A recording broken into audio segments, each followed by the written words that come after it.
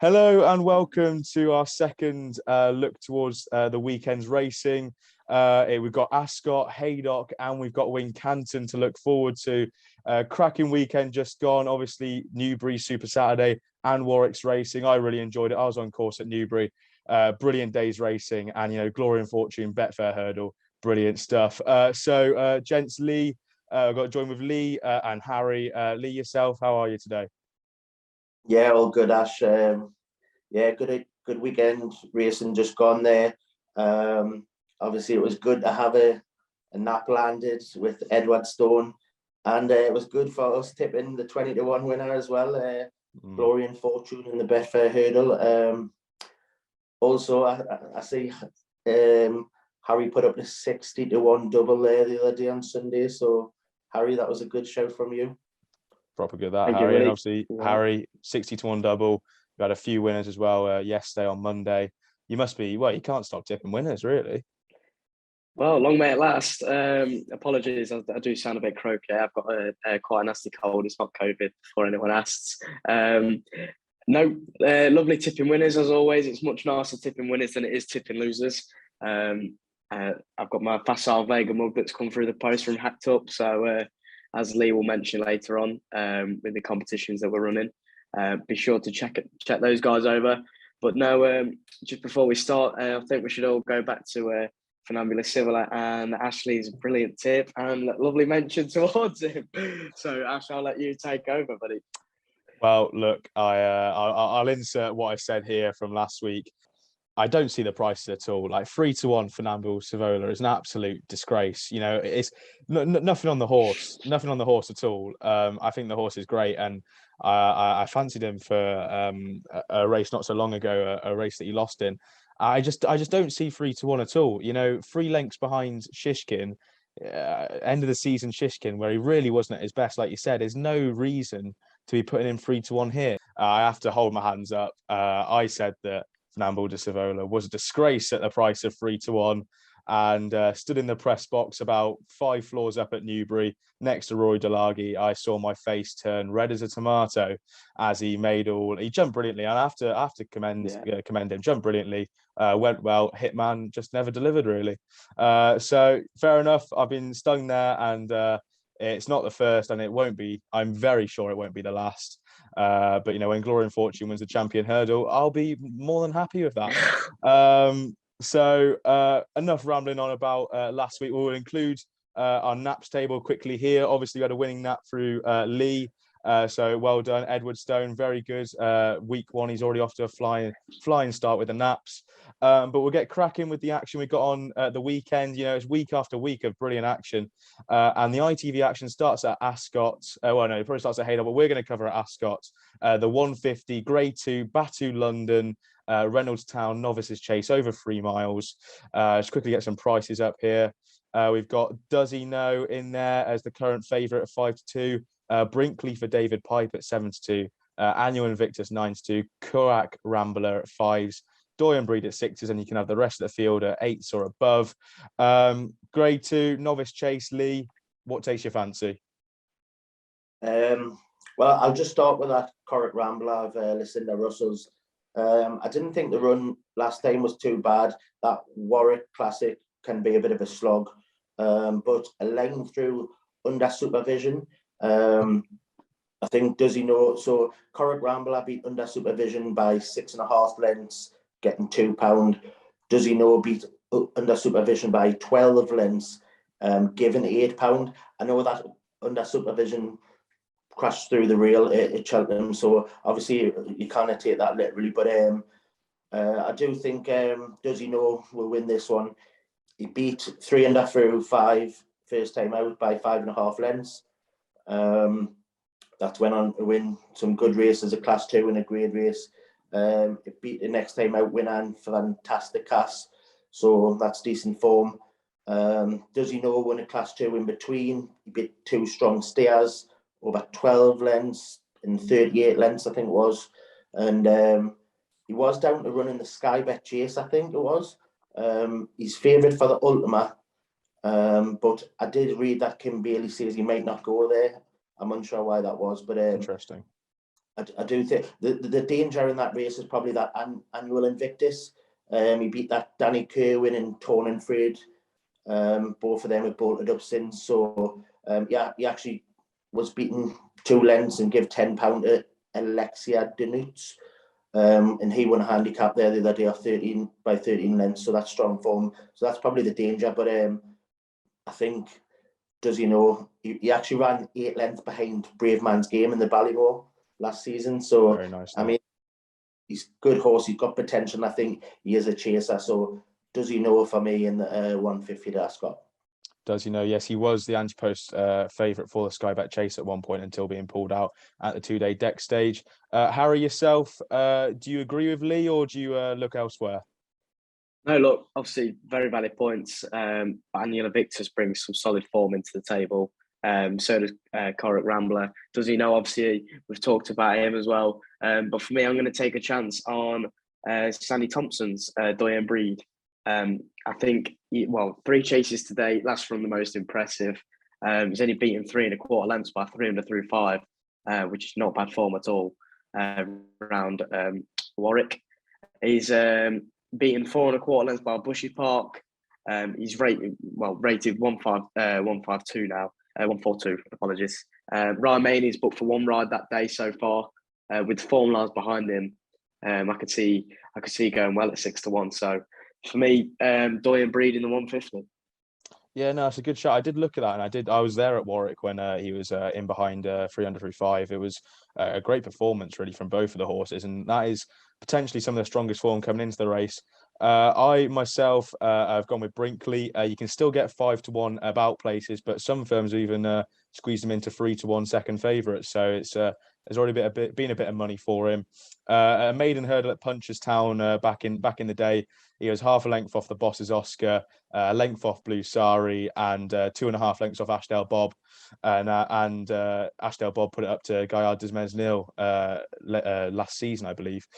So they're both, Blue Sari was saw at the win at the festival the other year.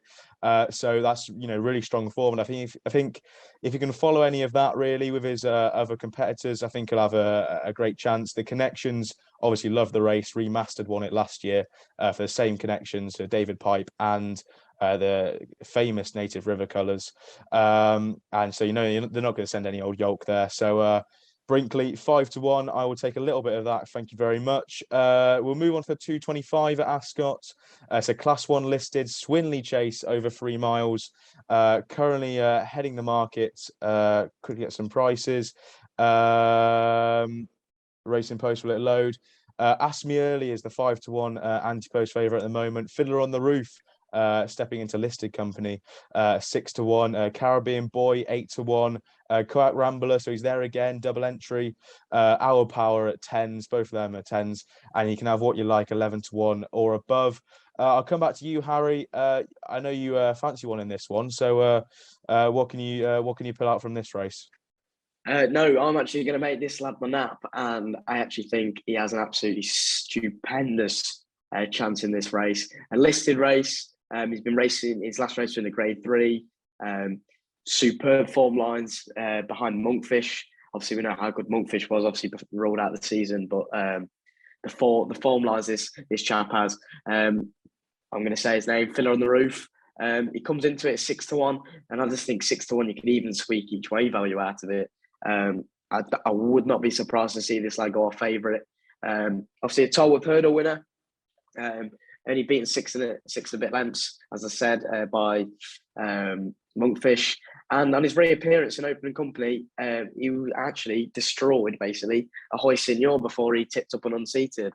And obviously, look how good that lad's turned out to be. One of the good chances for the English at the festival. For the British, I should say. And he wasn't beaten far behind Brave Man's Game at Pay the Piper, who was in second that day. Wasn't beaten that far behind Brave Man's Game at Haydock. So even he's got form lines with Brave Man's Game as well. So I think nearly obviously getting up in the Ladbroke Trophy, it's a superb form lines. Off top weight, he's got to carry it. Ascot in that ground is probably going to be soft. We've had rain up and down the country. The Tizzards are flying, and for me, 6 to 1's the nap. I'm going to go win only and Fiddler on the Roof for me to win the 225. No, I'm also in your camp as well. Fiddler on the Roof, I think, is for 155 in this kind of company. I think is 6-1 is an absolute steal. And you know, if you're really telling me that someone like Good Boy Bobby is £5 lower than him, I know he's got form with Ira. I know he's got form with Lord de Mesnil, but can you really tell me that he's £5 worse off than Fiddler on the Roof? I'm not so sure. So Fiddler on the Roof, 6-1 for me. Keep it short and sweet. That Ladbrokes Trophy form is very good. Lee, yourself. Can you make it 3 from 3, or do you like something else? I'm making it 3 from 3, lads. Come on. I have a strong view in this, but I mean, I think he was only raised £5 for that, defeating the Hennessy. Well, the Ladbrokes Trophy now it's called, but that isn't bad reading. He gave the winner £10. They pulled 28 length clear. And like you say, his odds are in cracking form. I'm just going to give a quick shout to that. Colin's grandson, Freddie Gingell, I think he's called. He's had 3 raids. He rode a winner the other day. He's had 2 winners so out of the 3 raids, and he rode a cracker the other day. I don't think he'll be claiming for much longer. But yeah, they are in good form. And yeah, for a betting proposition, I won't have a bet in the race. Obviously, gamble responsibly. Don't have a bet if you don't fancy it. But yeah, I think Fiddler on the Roof will win. 6-1, I think, is just, you know, I think he should be at least, you know, 4-1. He is 4-1 in places, I do believe. So you can still find 6s about the place. I think that's a great bet. And obviously Harry's early discussed nap. We'll move on to the 3 o'clock at Ascot. So 2 mile, 3.5 furlong, Dingley's Promise handicap hurdle, class 2. And Good Risk at All heads the market at 3-1. A lot of people I know on Twitter are on him. Cap du Matin 6-1 second fav. JJ Riley 7-1. Gypsy de Choisil.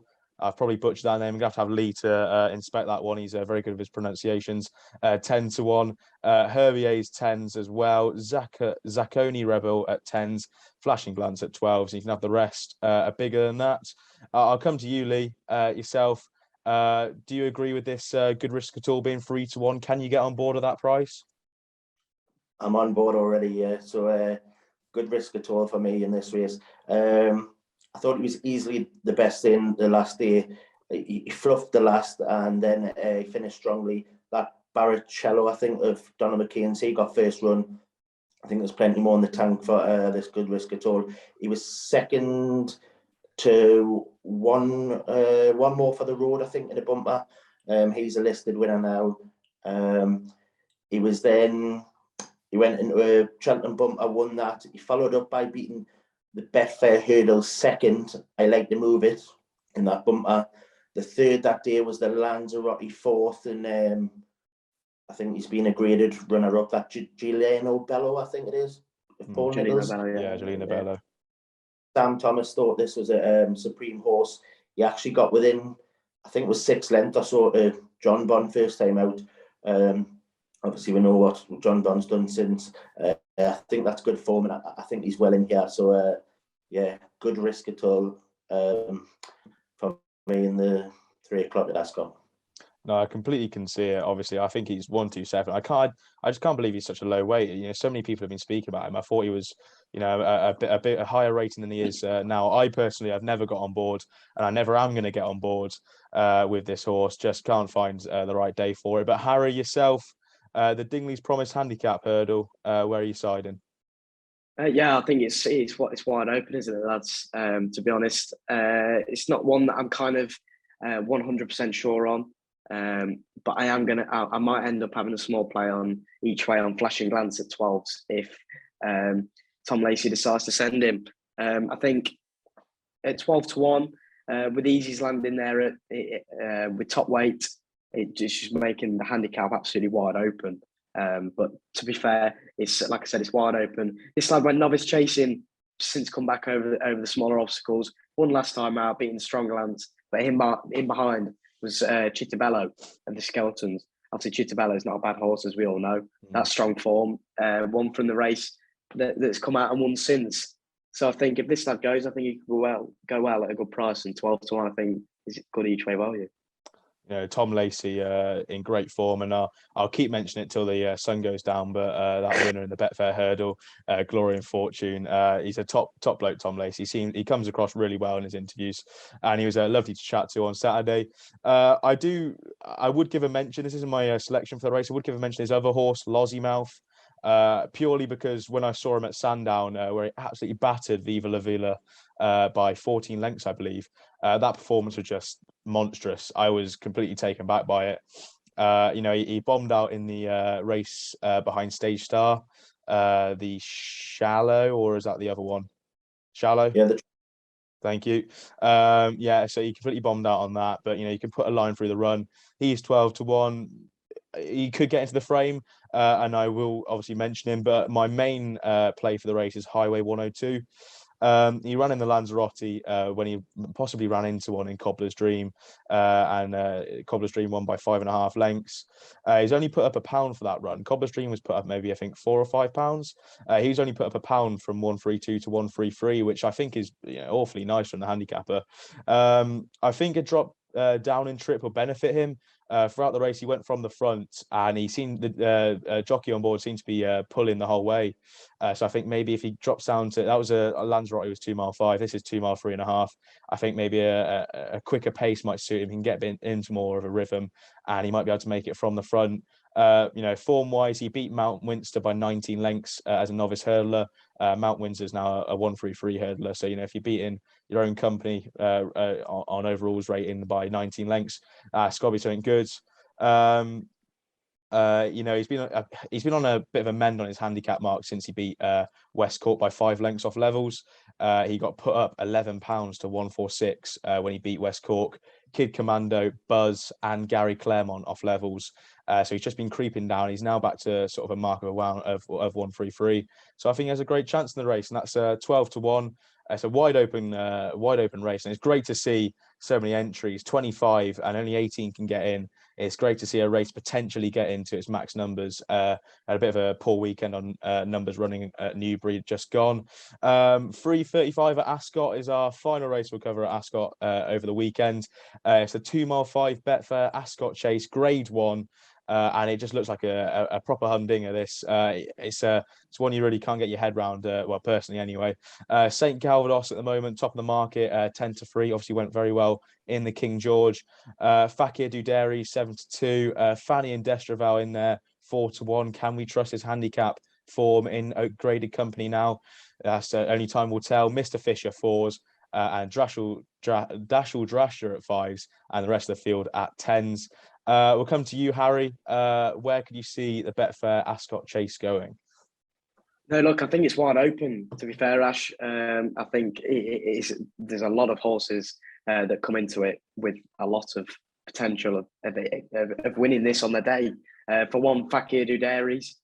If Fakir turns up, if the Fakir that we all know turns up, I think he wins.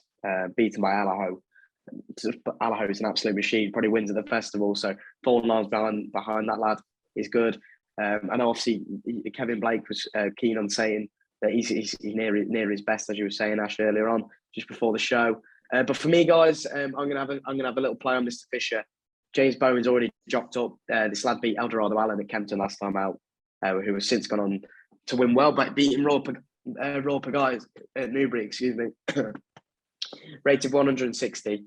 He will have to improve, but I think it's not one of those grade ones where you have that superstar where you have to beat him. There's a few horses in there that if they do turn up, it's going to be wide open. But I think I'm gonna take a chance on Mr. Fisher, who I'm hoping we catch for on his day, because I think this lad will go really, really close if Nicky Henderson's going firing. So I'm not going to say anything about Venetia Williams. Obviously, Ash, we know what happened last time we said anything about a Venetia Williams horse. Came and bit us back on our backside. So no, it's Mr. Fisher for me with the form lines that he's shown recently. No, I do kind of agree with Mr. Fisher. I found this one really tough to work out. Obviously, St Calvados there at the top of the market. Seemingly shaking his head there. He obviously isn't a Mr. Fisher fan. But, you know, St Calvados tops the market. And obviously we saw him run over 3 miles in the King George. It's his first step back towards an intermediate trip since he was a neck behind Min in the Ryanair. that could be telling. I don't know. I think he suited 3 miles quite well at the King George, and I think, obviously Gavin Sheehan's been chucked off all the Brooks rides since that one. Poor lad. But I think he took the 3 mile trip very well at the King George. He's not my selection though, and I think there's a bit more heart over head, because if I was going over my head, I would say 2 for Gold's an absolutely massive price at 16-1. And I still will mention that. But my selection is Mr. Fisher as well. I love this horse. I was sad. I was so sad. I was crying when he lost to Frodon last season at Sandown. And I thought that run was so good. I went and backed him at 100-1 for the Gold Cup. I can tell you how good my anti-post betting is. I also had a squeak on him for the Ryanair, this coming Ryanair. So I've got to go with him, pretty much for all the reasons that Harry said. I won't ramble on there. Lee, yourself, are you a Mr. Fisher fan? I can tell by your face expression you're probably not, but I've got to ask the question. Mr. Look, I'm sorry to pour cold water on that, lads, but I think Mr. Fisher is just a grade 2 horse at best. Oh, stop it now. Look, I think that's a bit harsh, Lee. I think that's a bit harsh. He's going to win now. You saw what happened with Fernando Savola. He's going to win now. You've got this clipped as well, by the way. So we've got this clipped. So when Mr. Fisher goes and wins, this is coming on you. This is mate. Look, I think Fisher's a grade 2 horse. I think 2 for Gold's a bit more of a slogger. I think Dashel Drasher is one of them, like a ball-along baller. He's just going to go for it. And I think that will set it up for one of the young lads. There's 2 7-year-olds in there. One is Venetia's, that Fanny in Destravel. I think he's got a good chance.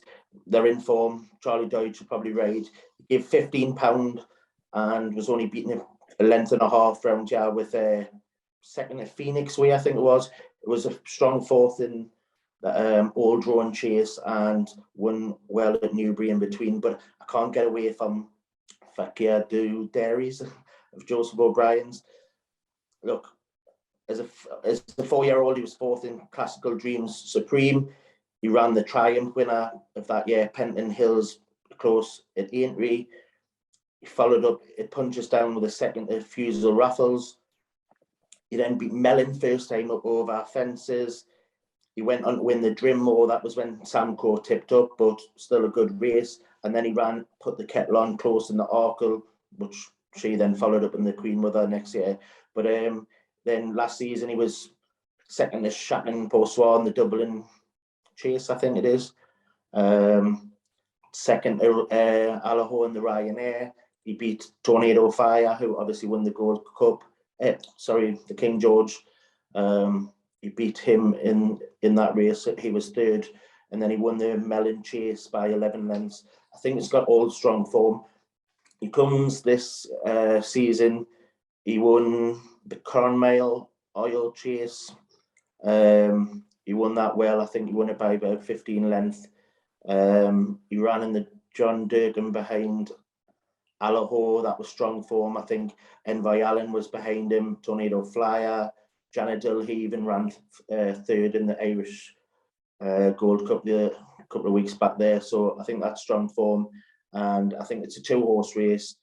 The old boys in there, like Lost in Translation, waiting patiently. I think they've in and out and they've had their day. But Mr. Fisher, grade 2 horse, so Fakir Du Dairies for the winner for me. Can I just say, Ash? Sorry to put in. I think it's a little bit harsh that we don't mention Dashel Drasher. Obviously won the race last year. I do not want him to go, and for our purposes solely, I'd rather him not win today. But I think we do have to give a mention as well. But 2 for Gold's like more than triple the price. It came second, beating a short head by 2 for Gold, and I'm struggling to find out why Dashel Drasher is 5-1, 2 for Gold 16-1. Didn't he give him £6? It was only beaten like half a length, so. Yeah, he was giving him £6, and look, it was heavy around Lingfield. You can't really take much from that form. But I do agree with Harry. I do see it 16-1, 5-1. There's a big price differential there, and we will mention the moment Ascot is good to soft. I currently look out the window where I'm sat in Cheltenham. It's absolutely bucketing it down. I think it's quite a wet week across the country. So, you know, we don't know what the ground will be. It may be on the softer side of good to soft, possibly creeping into soft. So you don't know how much that run took out of both Drasher and Two for Gold. It was only on the 23rd of January. So we'll see. You did mention quite a lot of seconds there under Fakir Duderi's name. If you're going to talk about a grade two horse, possibly, then, you know, that's all I'm saying. But, you know, start a bit of beef on the YouTube channel. We'll move on before Lee comes and knocks on my door with a big axe. We'll go on to the 205 at Haydock. It's the William Hill Rendlesham Hurdle Grade 2, 3 miles and half a furlong. Thomas Darby, who obviously won recently this year at Newbury, is currently the 2-1 favourite. Molly's Ollie's Wishes, 5-2. Third win, 5-1. Bristol de Mai has got an entry in the hurdle at 8-1. I know he's got an entry as well later on in the Haydock card. Topville Ben 8s, and you can have the rest at 10s. We'll come to Lee first. Lee, yourself. I know I want to say you're a Molly's Ollie's Wishes fan in general. Are you siding with him this way? No, I'm going to take Thomas Darby. I'm not going to beat around the bush for this. I think he has the strongest form. I thought Sean Boehm, he gave him a peach when in Newbury, I think it was, in their long distance race. He ran a close race behind Champ and Time Hill at Ascot. He beat Paisley Park in the process there. I hope Aidan Coleman can, kick and pounce late, really. I think he needs to kid him into the race. He has won on heavy ground. I think this meeting always is on quite soft ground. So I'll take him in the grade 2, the 205 at Haydock. No, I do agree with you for this one. I'm a Thomas Darby fan as well. I'm not going to beat around the bush here. I think he's just the class horse in the race. I think he just wins. He beat Paisley Park twice now. I mean, admittedly, it's a below par Paisley Park. We saw a different one in the Cleve Hurdle, but it's still great form. He was 8 lengths behind Champ, 6 lengths behind Time Hill, and a further 3 lengths behind Paisley Park in the race where Champ reappeared this season. Ground, no issues. I thought he ran really well on heavy at Ascot, as you said, Lee. So I think he's got a great chance. I would just give a small mention, if you don't mind, gents, Anything for Love. And this is just purely a ground base. She absolutely loves the slot. And she'll get the mare's allowance on some of her competitors. She was 2 lengths behind Martello Sky, heavy at Sandown, which I think is strong form. And we will just mention Haydock is meant to be heavy at the weekend. So if you should really enter that in your calculations if you're doing your own studying. I know he needs to find about £21 for Thomas Darby, but she absolutely loves it, and she only comes out when the ground is sloppy. So I think she's got a great chance. Harry, yourself, I saw you put your little finger guns up there. Are you Anything fan as well? Yeah, that's it. I mean, give a shout out to Jamie Snowden at the minute as we're talking on the 15th. His horses are running to 86% to form, and that is incredible. That is absolutely sensational. With Paige Fulham, no doubt will be dropped up for the Foxtrot team, and I think 20-1, more than likely you'll end up getting extra places on the day. And if she stays at 20-1 with the mare's allowance, with the ground, if Haydock says it's heavy ground, it's not lying. It's not lying. It will literally be an absolute slogfest. And Anything for Love, if she can sneak into that top 4 with your extra places, I can't see why you wouldn't want to go each way. Paige Fuller gets on really well, as we said, gets the mayor's allowance, got a lot to find, especially with Molly Ollie's Wishes. Also Thomas Darby. But no, Anything for Love each way. If I was forced to have a bet each way, Anything for Love for me, Ash. Now, just quickly, go on. I was going to say, so these type of races, it's probably best to take something each way, the likes of that. On that ground, the throw up some dodgy results. I think Thomas Darby will hang, and that's the only reason that I would take a bet on him. But I think he's got some strong form. But it's worth taking an each way punt, maybe. Definitely have heavy entering your calculations, and I don't want to rain on both of our parades here, Harry. I've just had a look at Anything for Love, and she's declared for Hereford tomorrow. I've seen that. So she could go, she could not. It's got my mate Archie Bellamy on board, who I'll give a massive shout out to. He's a top bloke and he's a great jockey, and he rides out of his skin for a £7 claim. So quick shout out to Archie Bellamy there, top geezer. So we'll see if she goes to the race. If she goes, I'll be all over her an each way price. See if she goes at Hereford on Wednesday. 240 at Haydock is the William Hill Grand National Trial Handicap Chase. I can't wait to get stuck into this one. It's a grade 3. Secret Reprieve is the 4-1 favourite at the moment. Engard is 8-1. Sam Brown, who obviously went in close behind Royal Pagaille, is 8-1.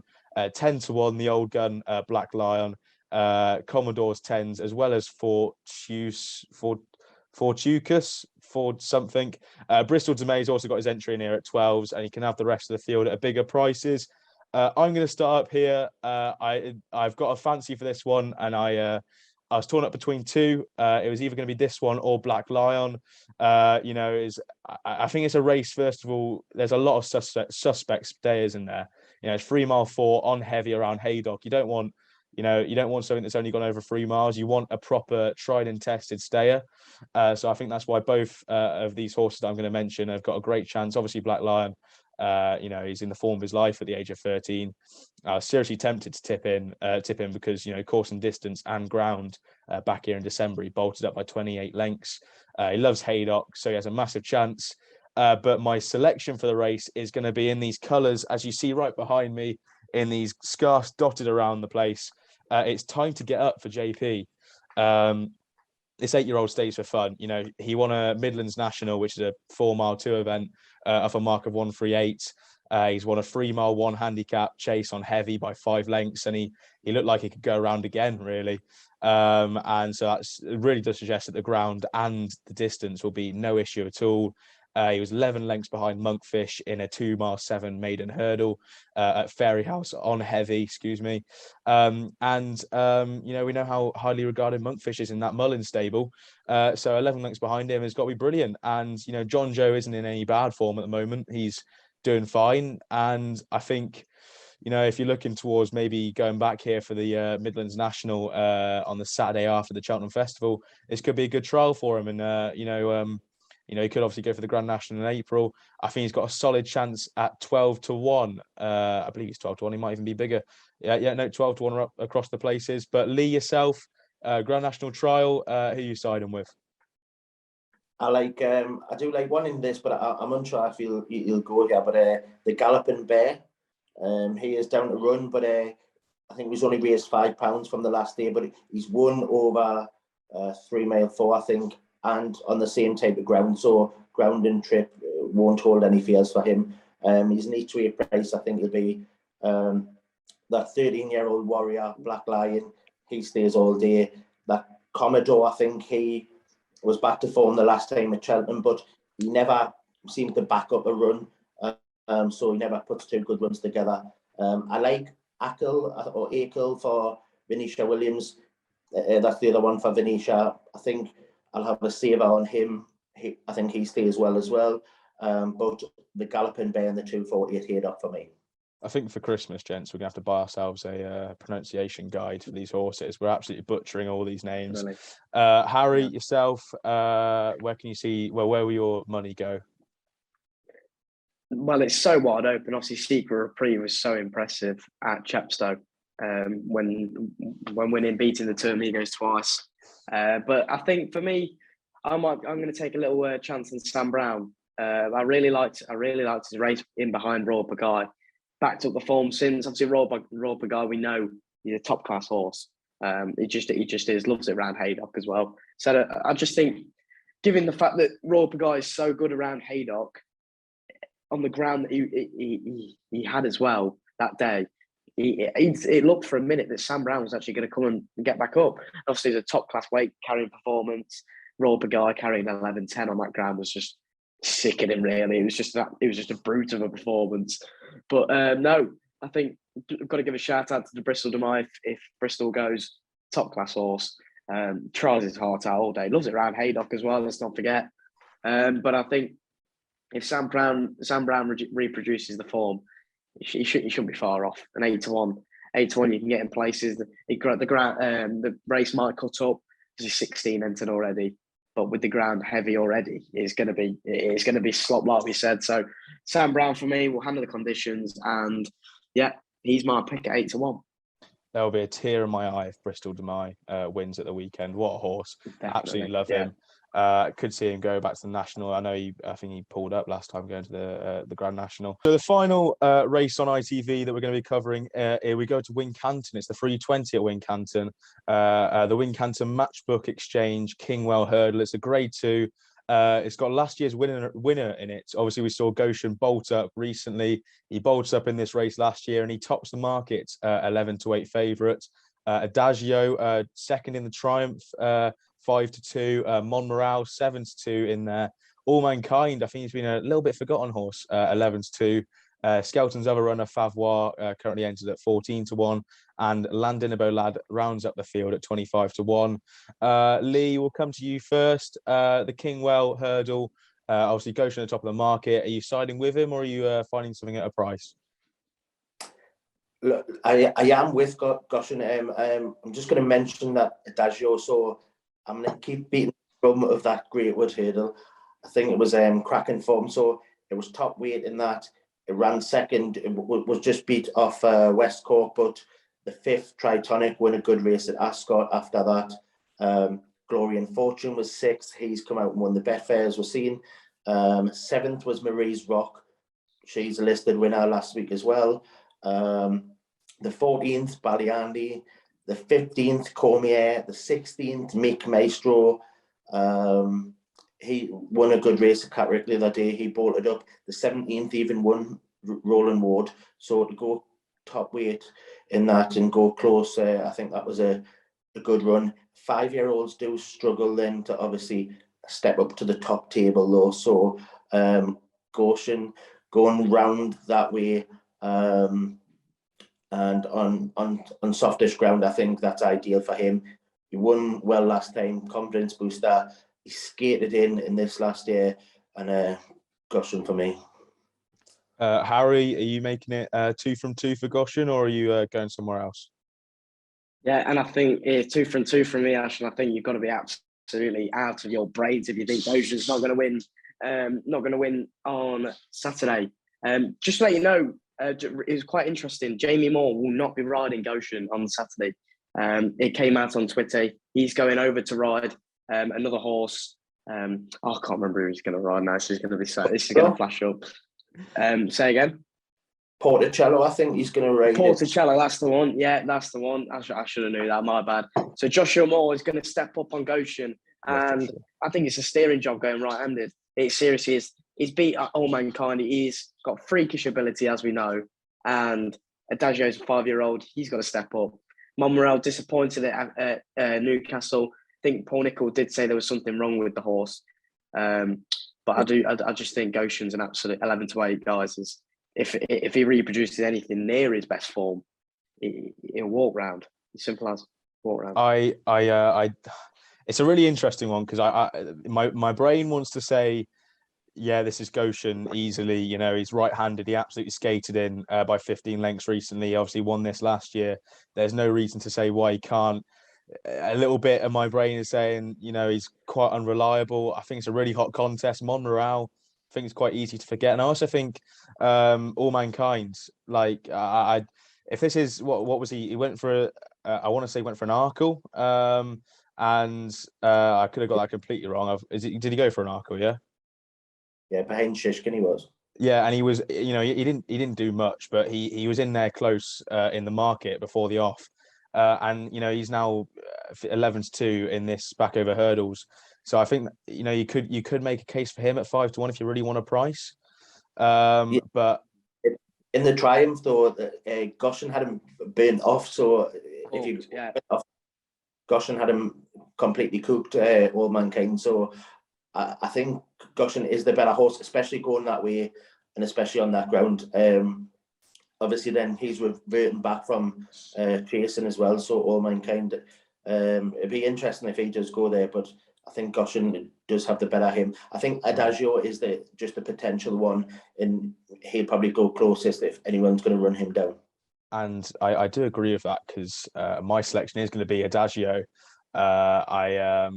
I was about 4 seconds earlier, I thought I was going to go with Goshen, and then I remembered back to Adagio. He was really, really good in that triumph, and I think for a 5-year-old, I think he's quite a mature horse for his age. You know, obviously he went in close in the Greatwood, and I was on West Cork that day, and I was scared. Like, my pants weren't clean by the end of that run. I tell you what, he was very close in behind off top weight.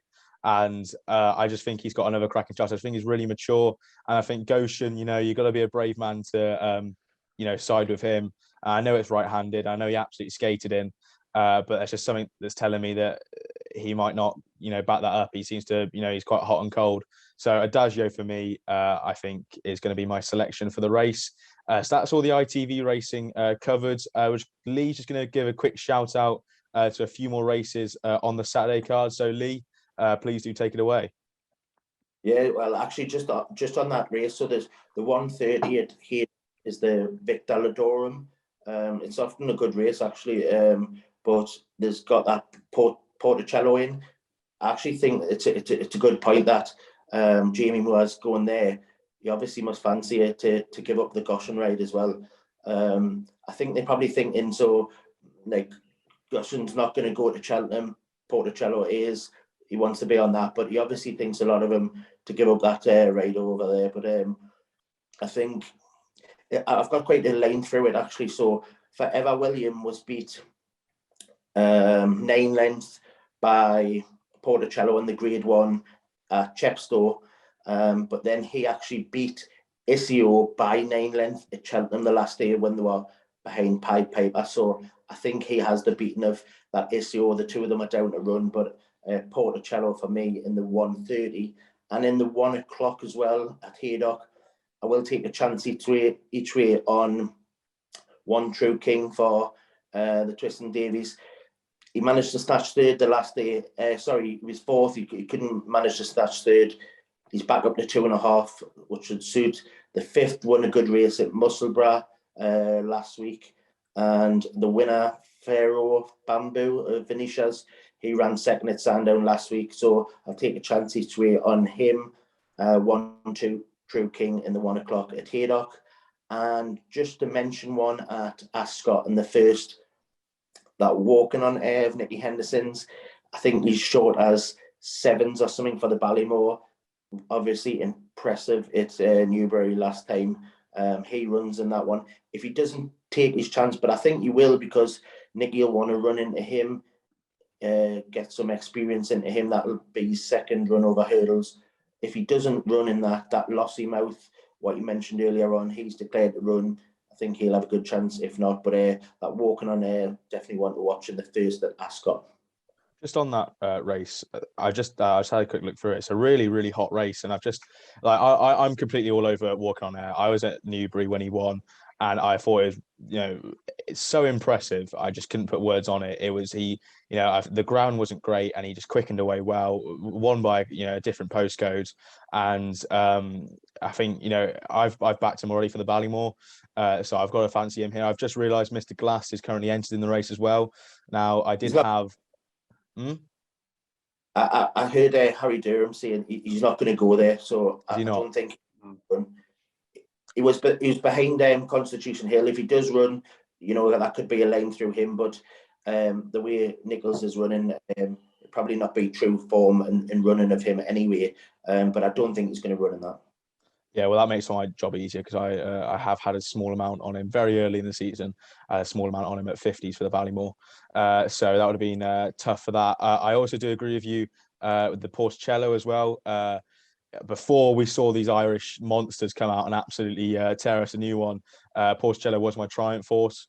I've got him in a few multiples dotted around here and there. So if he's to go anywhere close in a triumph, he's really got to win this class too. I can't see him being much of a price, but I do agree with you on there.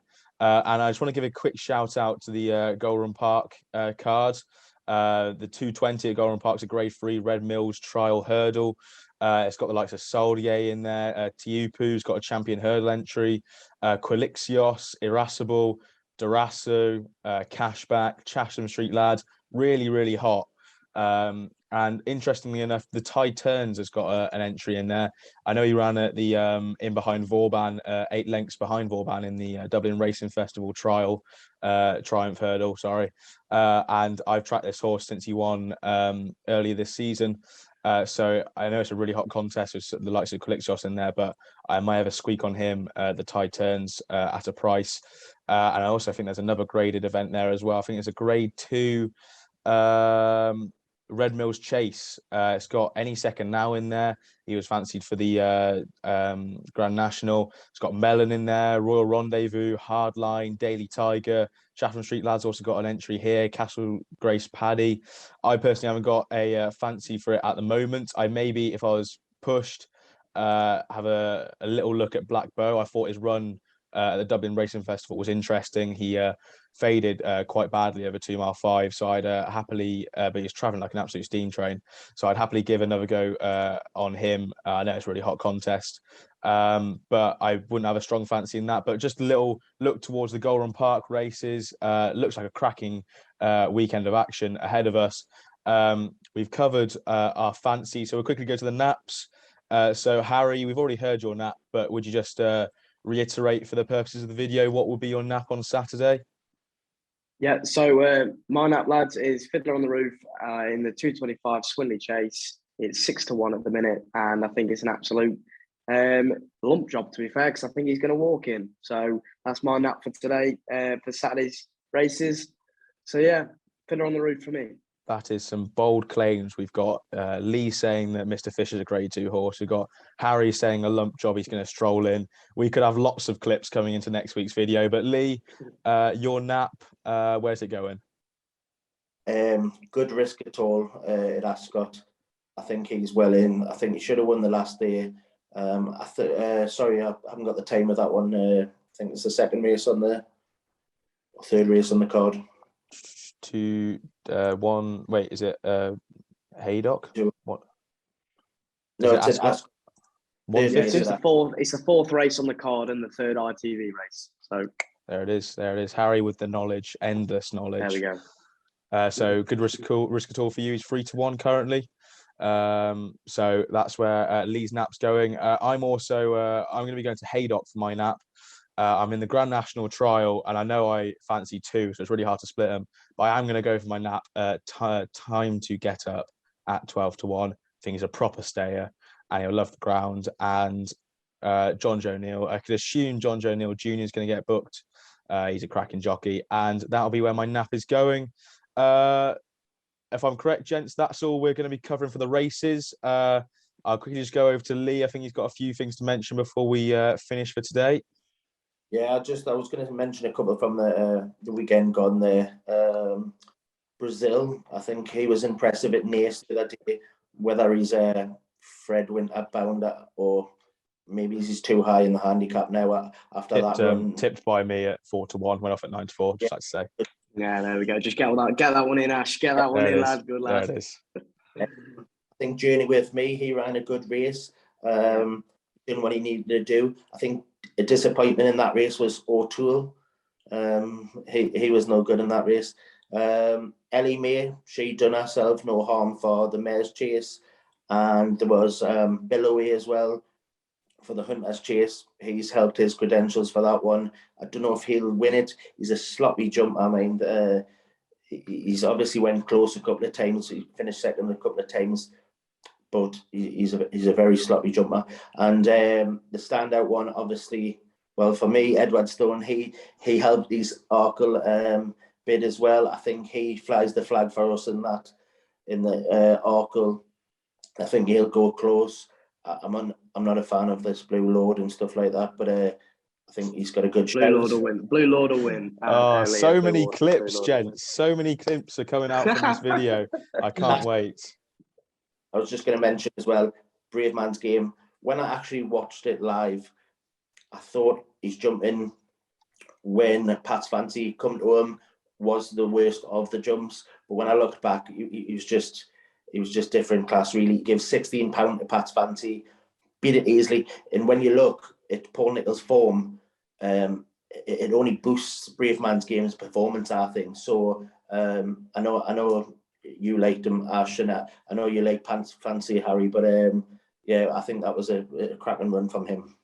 No, it's we had a lot of Cheltenham Festival horses come out of the weekend, and that was just a small, couple-minute review from Lee. If you want to see our full in-depth review of the weekend's racing, you can check it out. Still on Twitter, I believe I linked it in my Twitter. There's the recording about here where you can get this and just have a look at our recording that we did, full in-depth, and we went through some anti-post picks. Which will fingers crossed we'll have a table ready for this video to come out.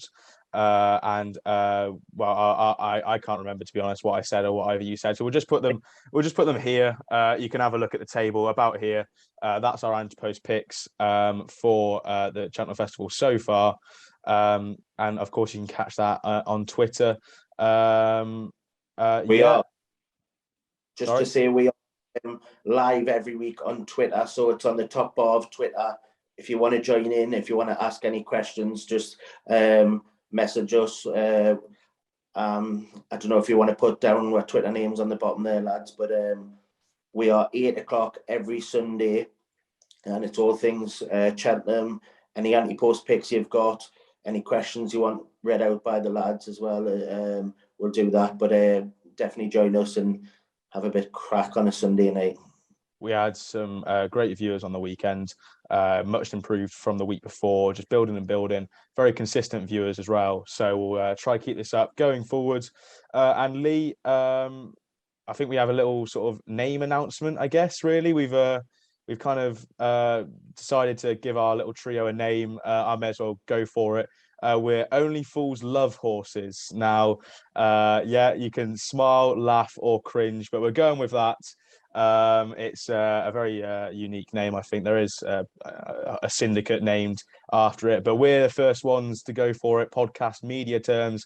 So this is the Only Fools Love Horses podcast, YouTube video, whatever you can call it.